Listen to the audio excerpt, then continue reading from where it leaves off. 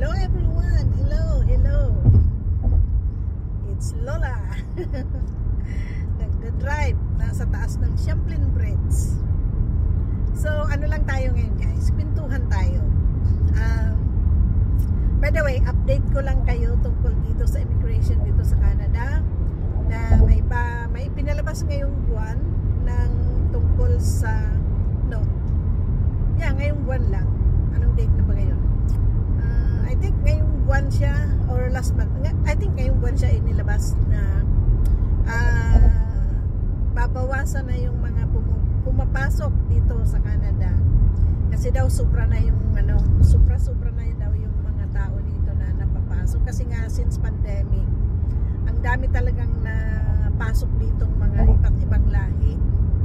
Tapos yung war, yung mga yun, ang dami talaga. Tapos ngayon, di ba, I think last year hanggang ngayong yung start ng taon is talaga madaming nakapasok na mga workers dito. Sorry guys, masakit ang mata kasi ang init is nasa likod ko kaya masakit sa mata. Ayan.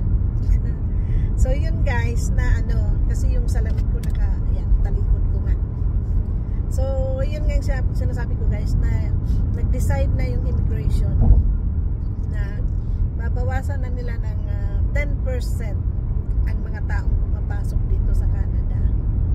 So swerte nung mga nakapasok na at na-process yung papel.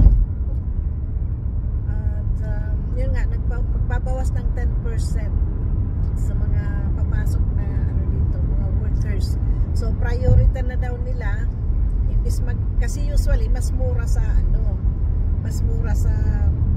mag-hire sa ibang bansa, lalo na sa Pilipinas na mga Pilipino, mas choose nila na maging na mag-hire ng mga Pilipinos kasi nga kilala ang Pilipinos na mga industrious, pagkatiwalaan na siya sa trabaho, talagang pag nagtrabaho, so gustong-gusto nila yung mga Pilipino na maging trabahador. Kaya yun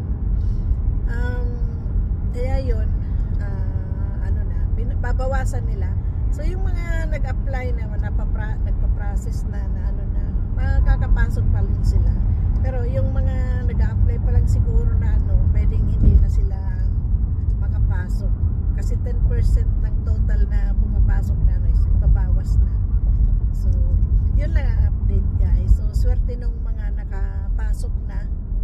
So pag-igihan nyo na hanggang makuha nyo ang pamilya nyo, kasi pwede nyo nang dalhin ang pamilya lalo na yung mga work permit na pumasok, madadalan nyo na yung pamilya nyo dito. So yan ang pagkakataon na huwag nyong sayangin guys, kasi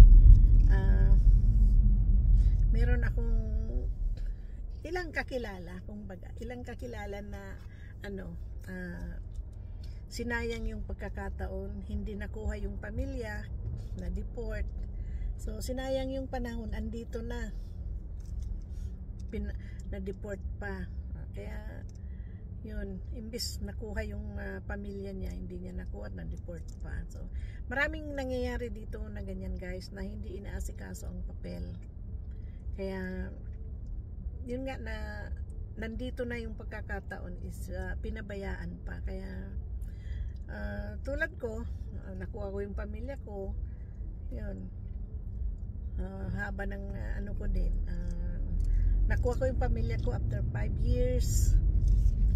Nung nakuha ko yung pamilya ko, sabay-sabay na kaming una akong naging immigrant, tapos in-sponsor ko na sila, immigrant na rin yung pasok nila hanggang pagpunta nila dito. Kahit ako is nung naging immigrant ako is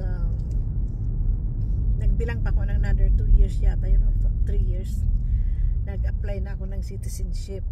Kahit yung mga anak ko ganun din, nag-apply na rin silang citizenship. And then hanggang apply kami ng din, dual citizenship na Filipino at Canadian citizen. So kami, dual citizens na kami lahat. So kasi nga yun ang kagandahan pag dual citizen ka guys, kasi kung may mga properties ka or kung mag-stay ka ng matagal-tagal sa Pilipinas, hindi ka magbabayad ng tax. Kasi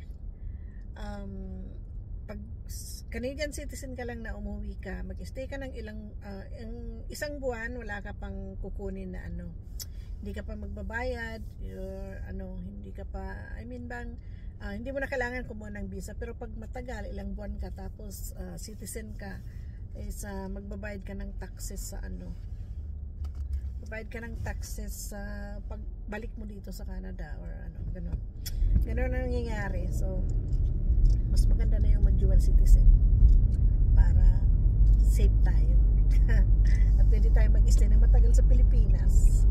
Balik-balik na lang. Punta dito, punta doon. Pag winter dito, siguro uwi sa Pilipinas.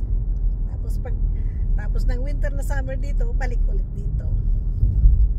Kasi ano, pag winter dito, talagang pag matanda na baka hindi nakakayanin ng lamig. Kaya ganun, ano tayo. Yun naman ang ano ng karamihan. Pag nag-retire na, uuwi sa Pilipinas.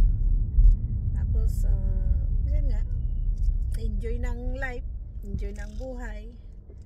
Kasi mahaba din ang panahon na tinatrabaho. So bagay dito guys, hanggat kaya mong magtrabaho, tinatanggap dito. Walang overage dito.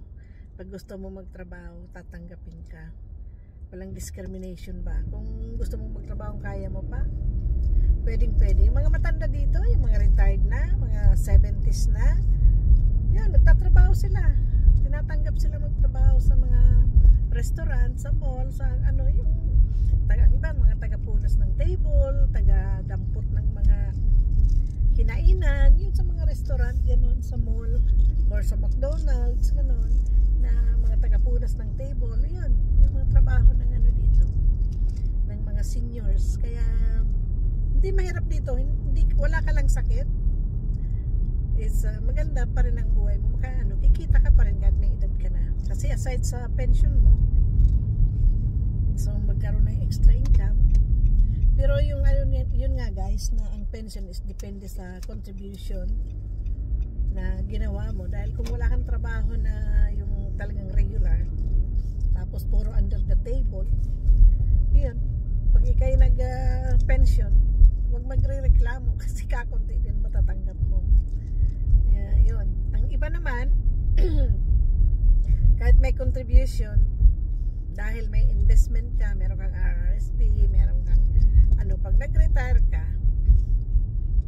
kaunti ang ibibigay sa iyo kasi nga may pera ka na tulad ng RRSP, pag age mo ng 70 yata yun, is parang ipipensyon na din yan sa iyo. So kaya parang kaya ang iba wini-withdraw na nila bago mag-retire para pasiguro na rin sa na i-enjoy nila yung pera nila kaysa yung kahawakan ng government.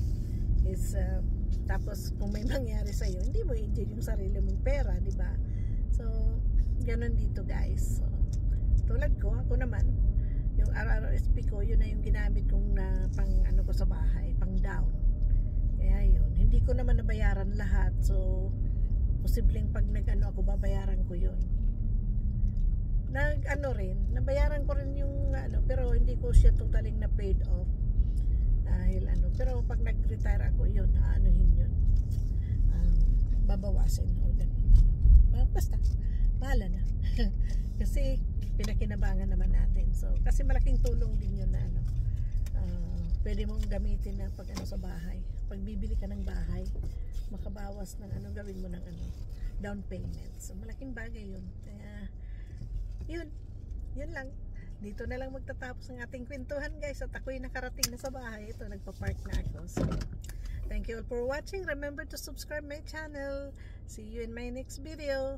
Remember to subscribe, like, comment, and share.